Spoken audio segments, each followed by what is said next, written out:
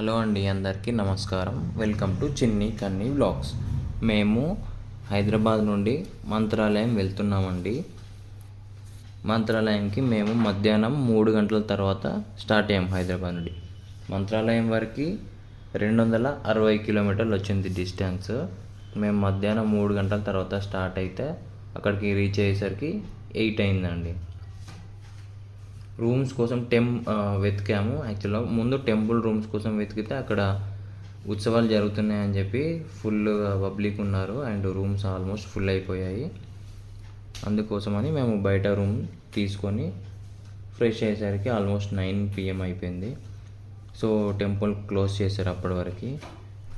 Morning 6 AMకి open చేస్తే మధ్యాహ్నం 2 PMకి close చేస్తారు టెంపుల్. అండ్ మళ్ళీ ఈవినింగ్ 4 PMకి ఓపెన్ చేసి 9 PMకి క్లోజ్ చేస్తారు అనమాట. సో ఇంకా డిన్నర్ చేసి టెంపుల్ చుట్టూరాగా ఒక రౌండ్ వేసి ఎలా ఉంటుందనేది మేము చూసి మళ్ళీ రూమ్కి వెళ్ళి తెల్లవారి మళ్ళీ దర్శనానికి వెళ్ళామన్నమాట. రాఘవేంద్ర స్వామి గురించి షార్ట్లో మీకు స్టోరీ చెప్పాలంటే, రాఘవేంద్ర స్వామి తమిళనాడులోని భువనగిరిలో తిమ్మన భట్టు మరియు గోపికాంబ అనే కన్నడ భట్టు రాజుల 2వ సంతానంగా 1595లో జన్మించారు.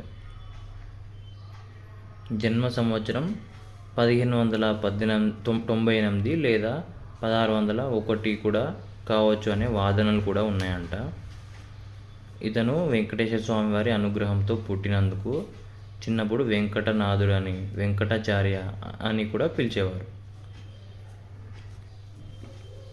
రాఘవేంద్ర స్వామి 1595 నుండి 1671 సంవత్సరం వరకు హిందూ మత ద్వైత సిద్ధాంతానికి సంబంధించిన ఒక ప్రముఖమైన గురువు. రాఘవేంద్ర స్వామి విష్ణువుని కొలిచే సిద్ధాంతం అనునయించారు మరియు మధ్వాచార్యుల బోధించిన దైత్వాన్ని అవలంబించారన్నమాట. ఇతను శ్రీరాముల మరియు శ్రీ పంచముఖ ముఖ్య ప్రాణ దేవుడు అంటే పంచముఖ హనుమంతుడు యొక్క పరమ భక్తులు అన్నమాట. ఇతను పంచముఖిలో తపస్సు కూడా చేశారంట. ఇచ్చట పంచముఖ హనుమంతుని దర్శించారు కూడా. హనుమంతుని పంచముఖ దర్శనం శ్రీరామచంద్రుల తర్వాత దర్శించింది శ్రీ రాఘవేంద్ర స్వామి మాత్రమే. మంత్రాలయంలో తన మఠాన్ని స్థాపించారు మరియు ఇక్కడే జీవ సమాధి కూడా పొందారంట. వేలాది కొద్ది భక్తులు తరచూ మంత్రాలయ దర్శనానికి వస్తుంటారు. ఆలయ లోపల మగవారు షర్ట్ బనీన్ తీసి వెళ్ళాలి. ఆడవారు సాంప్రదాయ దుస్తుల్లో మాత్రమే దర్శనానికి వెళ్ళాలి. ఇవి దర్శన యొక్క క్యూ లైన్స్ అండి.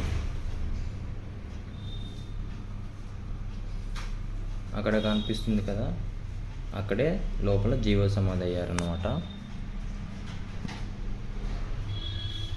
దర్శనం చేసుకొని మేము ఇప్పుడే బయటకి వస్తున్నాము. ఇలా ఉంటుందండి బయట దర్శనం అయిన తర్వాత.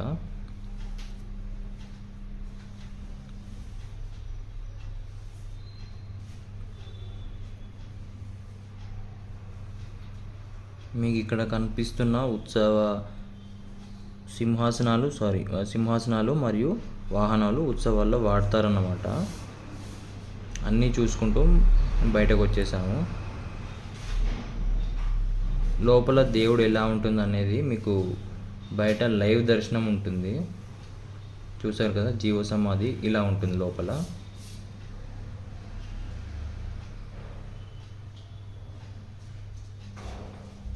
మంత్రాలయం రైల్వే స్టేషన్ నుండి మంత్రాలయం టెంపుల్ వరకు 15 కిలోమీటర్స్ ఉంటుంది. ఆటోస్ ఉంటాయి, బస్సెస్ కూడా ఉంటాయి. బస్ స్టాండ్ నుండి టెంపుల్ వరకు 1/2 కిలోమీటర్ ఉంటుందండి, అంతే.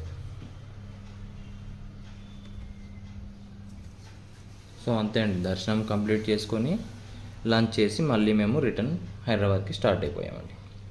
సో ఇంతటితో మా వ్లాగ్స్ మొత్తం. మీకు కనుక ఈ వీడియో నచ్చితే ప్లీజ్ లైక్ చేయండి, షేర్ చేయండి, కామెంట్ చేయండి. అలాగే మా ఛానల్ని తప్పకుండా సబ్స్క్రైబ్ చేసుకోవడం మాత్రం మర్చిపోకండి. థ్యాంక్ యూ అండి. థ్యాంక్ యూ ఫర్ వాచింగ్ చిన్ని కన్నీ వ్లాగ్స్.